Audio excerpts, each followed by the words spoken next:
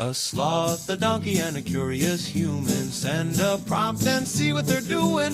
One hits record with a question on his mind. Two brothers pick it up, see what they find. Corn takes his time, Herman's got the facts. Back and forth, they never hold back. My weird prompts, come on in, that's where we begin. My weird prompts, glad you're here. This episode was generated using artificial intelligence. Please verify facts. Hey Herman and Corin, we've done some episodes before about the truly fascinating world of cryptography and encryption in the context of quantum resistant cryptography and the privacy dimension, whether there is a public interest in truly unbreakable encryption being widely available. But as our esteemed host Herman Poppleberry put it, when we're talking about providing backdoors to intelligence agencies and law enforcement and anyone else who might have a legitimate reason to decrypt targeted traffic, we can't really create a backdoor without also creating a front door opening. And that is exactly the challenge. One of the old school forms of secrecy is actually in the news at the moment. We did an episode about the fascinating and kind of perplexing world of number stations. These transmissions on shortwave frequencies that have been noted by ham radio enthusiasts for many years and are assumed to be the work of intelligence agencies. There's a website called preowned.org, which is a collective of listeners who document the frequencies and the transmissions. And today, actually, well, a little bit ago, the 28th of February to be specific, was the first noted transmission of a station that's been assigned the identifier of V-32. It broadcasts at 7,910 kilohertz at 200 and 1800 hours UTC, and it's a male voice. There's been speculation, the fear, and these number stations are kind of creepy to begin with, is that it's the IRGC talking to dissidents or sleeper cells abroad. But there's also been some attempts to triangulate the transmissions that have led to the hypothesis that it could just as credibly be Mossad or the CIA attempting to talk to dissidents in perhaps Kurdistan or even within Iran itself. So both of those are options. And needless to say, I don't think anyone's going to crack the mystery on X overnight. But just an interesting one that some of the obscure topics we've covered in recent weeks are now becoming very topical in the news. So I'd like to talk about one more, Herman and Corin. And when we talk about cryptography that is impossible to break, the one that's often talked about is the one-time cipher. And I'd love to understand a bit more about that. Now, I have to be honest and say that mathematics are not my strong point, or rather, when we get too deep into the mathematics, it gets very complicated. And as much as I'm interested in all these topics, I have a hard time understanding exactly what it is about a one-time cipher pad that is so impossible to break. But I think we also mentioned them even in the context of the use of the diplomatic bags in order to convey secrets and information. And sometimes the most secret information would be transmitted using a one-time cipher. Curious to know as well whether the number stations have a potential use in this regard, or speculated use, because all these topics eventually connect. Herman and Corin, over to you. Hey everyone, welcome back to my weird prompts. We are coming to you as always from our home here in Jerusalem. It is a beautiful, slightly chilly evening here in the City of Gold, and I have got a fresh pot of coffee going. I am Corn Poppleberry, and I am sitting here with my brother, the man who spent 3 hours yesterday trying to calibrate a shortwave antenna on our balcony, Herman Poppleberry. It was a necessary calibration, Corn. You cannot just throw a wire over the railing and expect to catch signals from the other side of the world. But you are right, it is great to be here. And honestly, this is one of those topics that I have been itching to talk about for a long time. Our housemate Daniel really hit the nail on the head with this one. He sent us a prompt about one-time ciphers and those mysterious number stations, specifically this station V-32 that has been making waves lately in the radio community. It is a rabbit hole that goes deep into the history of the Cold War, but it is also incredibly relevant to what is happening right now in 2026.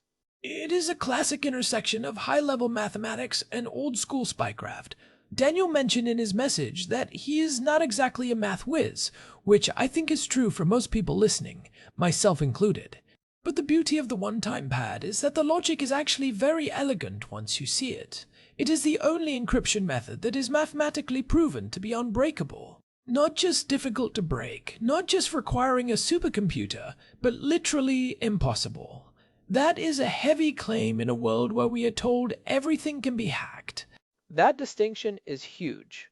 We have talked about quantum-resistant cryptography in the past, specifically in episode 634, when we were looking at Air Force One and how the president communicates. But even those advanced algorithms are built on the idea of computational hardness. They rely on the fact that it would take 1 trillion years for a classical computer to guess the key. The one-time pad is different. It is based on information theory. Even if you had all the computing power in the universe, even if every atom in the galaxy was a processor working on the problem, you still could not crack it. So let us start there, Herman.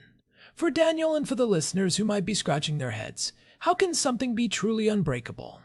Most of us are used to the idea that if a human made it, another human can break it. What is the secret sauce here? How do we get from a string of numbers to impossible to solve? It comes down to a concept called perfect secrecy.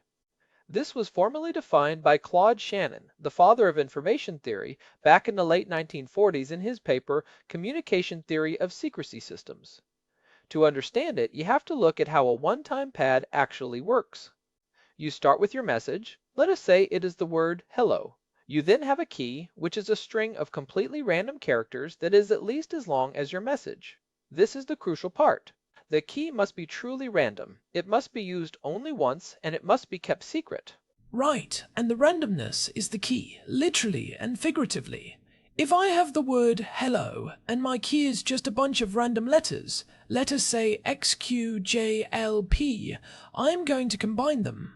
In the old days, they would do this with simple addition. A is 1, B is 2, and so on. You add the message letter to the key letter, and you get a new encrypted letter. It is often called modulo 26 addition. If your result is higher than 26, you just start over at the beginning of the alphabet. Now, here is why it is unbreakable. Imagine you are an interceptor. You see the encrypted message, which just looks like total gibberish. Because the key was truly random, that gibberish could represent literally any 5-letter word in existence. If the ciphertext is, say, QWERT, and you try to brute force it by guessing every possible key, you will eventually find a key that turns QWERT into hello. But you will also find a key that turns it into apple, or stone, or waiter, or kill X. So you are left with a list of perfectly valid messages, and no way to tell them apart. None. Every possible message of that length is equally likely. That is the definition of perfect secrecy. In any other type of encryption, like the stuff we use for our banking or our emails today in March of 2026, there is a mathematical structure. If you guess the wrong key, the output still looks like gibberish. But with a one-time pad, the output could look like a perfectly valid, different message. You have zero information to tell you which one is correct. You are not looking for a needle in a haystack, you are looking for a specific needle in a haystack made entirely of identical needles. It is a remarkably simple concept because it is so low-tech in a way. You do not need a computer. You just need a pad of paper with random letters on it. But as you mentioned, there are some very strict rules. If you break even one of those rules, the whole thing collapses. It is like a high-wire act where the slightest breeze can send you falling. It really is. This is where the history gets really interesting and where the weird factor kicks in. The most famous example of this is the Venona project. This was a long-running collaboration between United States and British intelligence agencies during the Cold War. They were intercepting Soviet diplomatic traffic. Now, the Soviets were using one-time pads, which should have been unbreakable. But during the chaos of the Second World War, the Soviet manufacturing plant for these pads got lazy or overwhelmed. They started printing duplicate pages. They reused the keys. That is the cardinal sin of the one-time pad. It is in the name. One time. If you use it twice, you have basically handed the keys to the kingdom to your enemy. That is the danger. As soon as you use the same key for two different messages, you create a mathematical relationship between those two messages. The randomness cancels out. If I add the same random number to two different letters, the difference between the two resulting encrypted letters is the same as the difference between the two original letters. The American and British code breakers, including some legendary figures at Arlington Hall like Meredith Gardner, realized this. They were able to use those overlaps to start peeling back the layers. They eventually cracked thousands of messages, which led to the discovery of high-level Soviet spies like the Rosenbergs and Kim Philby. It just goes to show that even the most perfect system is only as good as the humans running it. If you get lazy with your key generation or your distribution, you are finished. And that brings us to the second part of Daniel's prompt, which is how this connects to number stations, and specifically this station V-32 that has been active lately. To that point, number stations are one of the great lingering mysteries of the Cold War that are still very much alive today. For those who do not know, these are shortwave radio stations that broadcast nothing but strings of numbers or letters, often read by a synthesized voice. They have been heard for decades. And a prevailing theory, which is almost certainly correct, is that they are used by intelligence agencies to send instructions to spies in the field.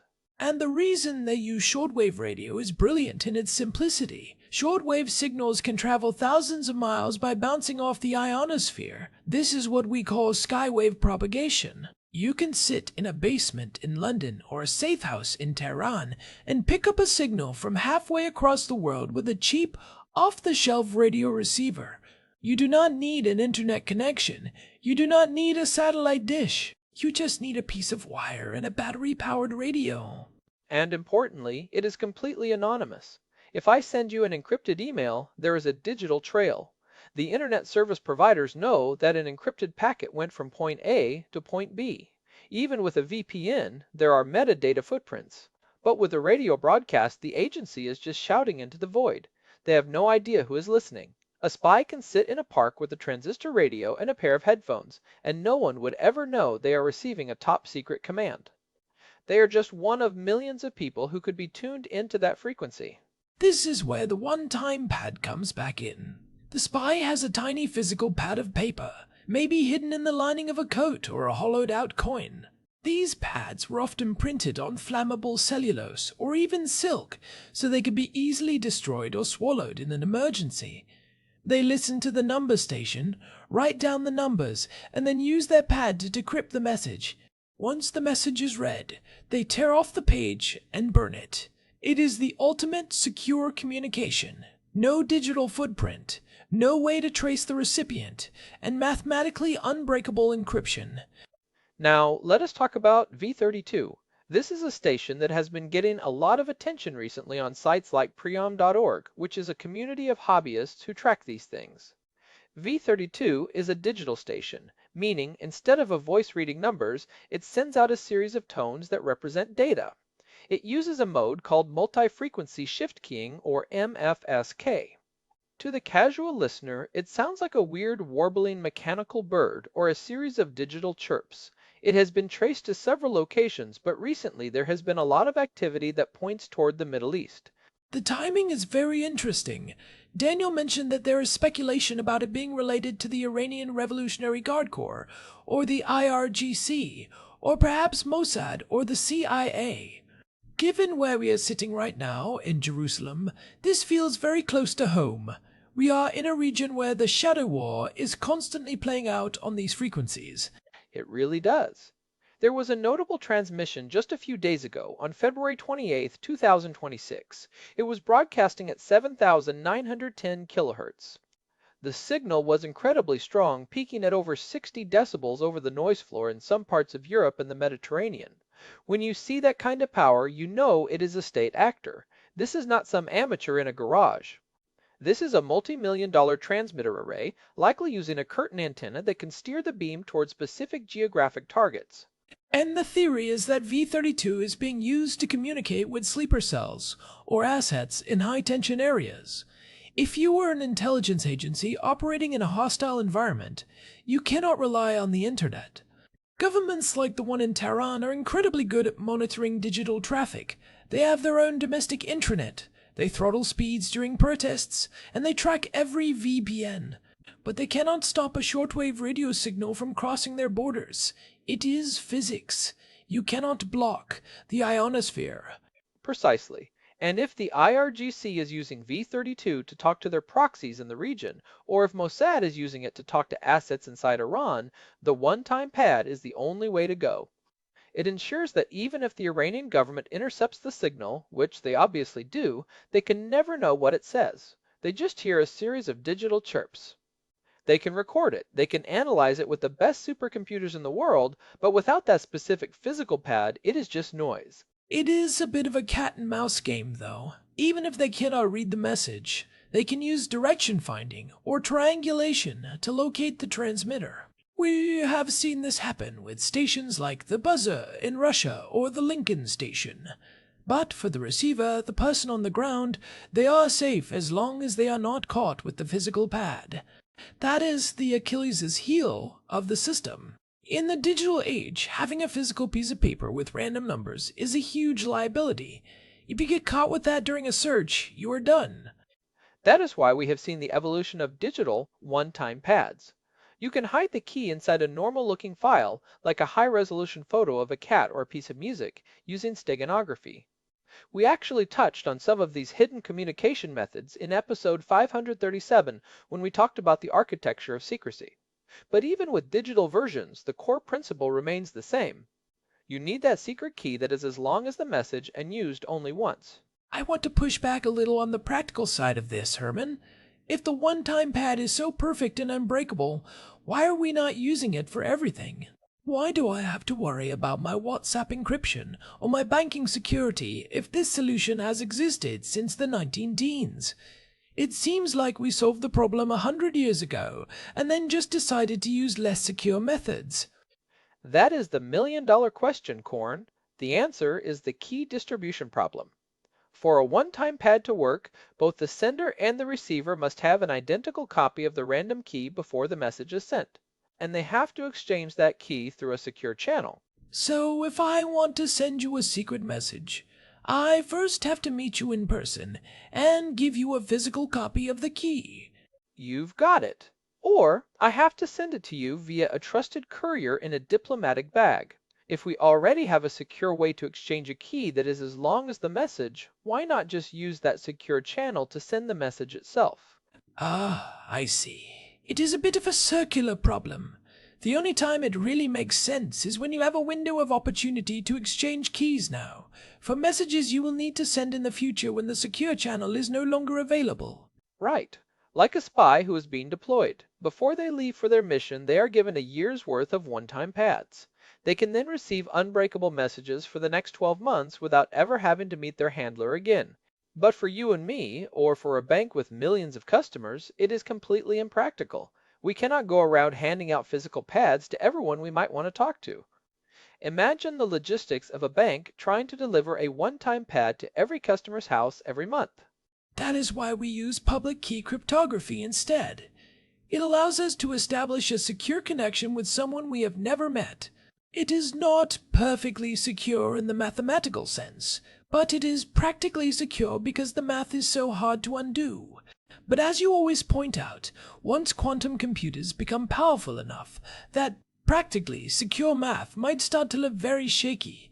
We are already seeing the harvest now, decrypt later strategy being used by major powers. Which is why the one-time pad is actually seeing a bit of a resurgence in certain high-level government circles in 2026. If you are worried about an adversary stealing your encrypted data today and waiting 10 years for a quantum computer to crack it, the one-time pad is your only defense. A one-time pad message captured today will still be unbreakable in 1,000 years, no matter how fast computers get. It is future-proof.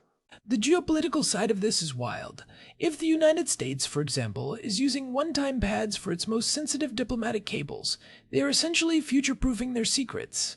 I think about the stuff we discussed in episode 466, about the engineering of modern SCIFs, those secure rooms where no signals can get in or out.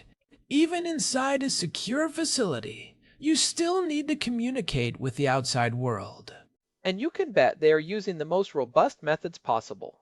There is a reason the red phone between Washington and Moscow, which we talked about in the Air Force One episode, was originally secured using one-time pads. They would literally fly canisters of punched paper tape between the two capitals. It was the only way to ensure that neither side could eavesdrop on the most sensitive conversations that were preventing nuclear war. It is the ultimate insurance policy. It is amazing that the most sophisticated technology in the world often relies on these very fundamental, almost primitive concepts. It is like the hand crank radios we talked about in episode 8-9. When the high-tech stuff fails, or when it is compromised, you go back to the physics and the math that you know cannot be cheated. That's the reality. And speaking of things that cannot be cheated, I want to go back to V-32 and the Iranian angle. There is a lot of talk right now about how the IRGC is modernizing their asymmetrical warfare capabilities. They know they cannot compete with the United States or Israel in a conventional head-to-head military conflict. So they invest in these low-signature, high-security communication methods. They are leaning into the old ways, because the old ways are actually more resilient against modern cyber warfare. It is a smart move. If you are coordinating proxies in Lebanon, Yemen, or Iraq, you want a system that is robust.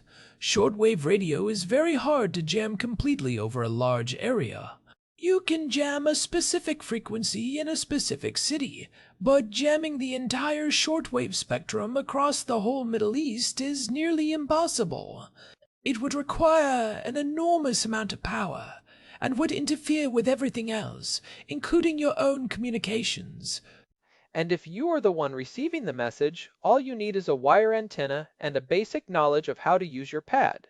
It is very decentralized. It fits the whole revolutionary model that the IRGC prides itself on.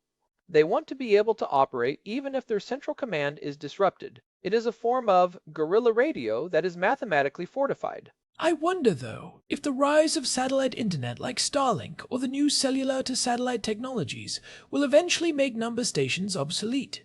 If you can get an encrypted signal anywhere on Earth via a satellite, do you still need a giant radio tower in the desert? I think there is still a place for it, mainly because of the anonymity factor I mentioned earlier. Even with Starlink, you need a terminal. That terminal has a signature. It can be tracked. It can be seen by a drone with thermal imaging. If you are in a conflict zone and you turn on a satellite terminal, you are basically screaming, "I am here," to every electronic intelligence aircraft in the area. But a guy with a tiny radio receiver is invisible.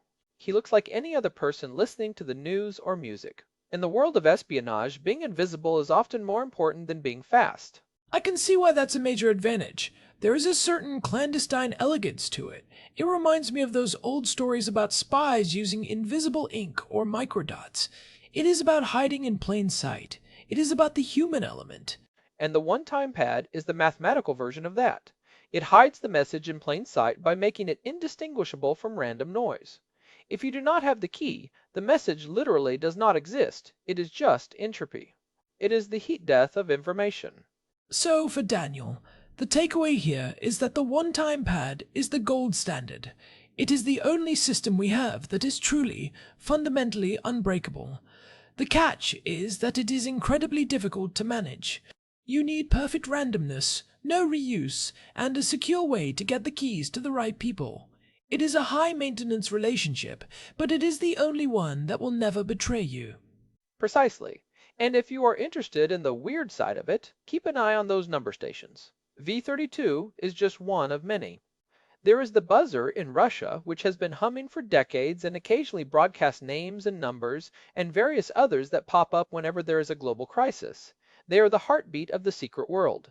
If you listen closely to the static, you are hearing the gears of history turning. It is a rabbit hole you can fall down very easily. I spent half the night yesterday looking at spectrograms of V-32 transmissions. There is something haunting about it. You are looking at the literal ghosts in the machine, these signals that are carrying instructions that could change the course of history, and they are just floating through the air right past us while we are watching Netflix. It is a reminder that there is a lot more going on in the world than what we see on our social media feeds. There is a whole layer of reality that is encrypted, hidden, and broadcast on frequencies most people never even think to check. It is the dark web of the airwaves. Well, I think we have given Daniel a lot to chew on. The math is simple, the implementation is hard, and the implications are global. It is a perfect My Weird Prompts topic. It combines that sense of mystery with hard science and a touch of paranoia. It really does. And it makes me appreciate the security we have, even if it is not perfectly secure in the Shannon sense. We have come a long way since the days of punched paper tape, but in a lot of ways we are still standing on the shoulders of those early cryptographers who realized that randomness is the ultimate shield. I couldn't agree more. Before we wrap up, I want to say a huge thank you to everyone who has been listening. We are nearing 1,000 episodes, which is just mind-blowing to me. We started this in a tiny apartment with one microphone, and now we are talking to people all over the world from Jerusalem. If you are enjoying the show, please take a second to leave us a review on your podcast app or on Spotify. It really does help other people find us, and we love hearing your feedback. Yeah, it makes a big difference. And if you want to get in touch or check out our archive of over 900 episodes, head over to myweirdprompts.com. You can find all the episodes we mentioned today, like the ones on atomic clocks or SCIFs, and there is a contact form if you have a weird prompt of your own. We read every single one of them. Who knows? Your question might be the focus of our next deep dive. We are always looking for new rabbit holes to explore. Whether it is about ancient languages, weird physics, or the secret history of the internet, we want to hear it. We certainly do. Keep them coming. We live for this stuff. It is what keeps us curious and, hopefully, keeps you guys entertained. All right, that is going to do it for us today. Thanks for joining us in Jerusalem. I am Corn Poppleberry. And I am Herman Poppleberry. We will see you next time. This has been My Weird Prompts. Stay curious, everyone. And stay secure. Bye for now. Goodbye. This episode was generated using Gemini Flash 3. Text-to-speech engine was Chatterbox. Thanks for listening to our show, My Weird Prompts.